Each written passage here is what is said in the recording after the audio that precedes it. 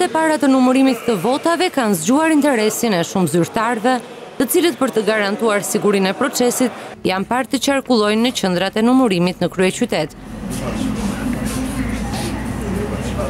Në mesnatë është parë duke biseduar me policët që qëndrojnë pranë KZAZ-ve drejtori i përgjithshëm i policisë të shtetit Aki Çako, i cili ka qëndruar në ambientet e jashtme të qendrave të numërimit. Po kështu, Kureshtje ka patur për të parë procesin e numërimit për gjatë gjithë orëve të natës dhe nga simpatizantët të partive të ndryshme që dhe në një farë mënyrë edhe pse në distancë, shohin se si numërohen votat dhe si shkon trendi i tyre.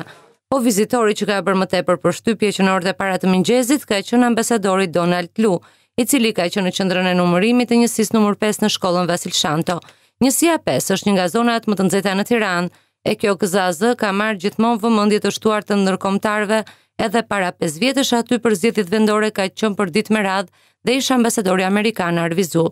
Sot Donald Lu është ulur për të ndjekur numërimin, ndërkohë që të pranishëm ishin dhe kandidatët Pandeli Majko i Partisë Socialiste dhe Alim Kosova i Partisë Demokratike.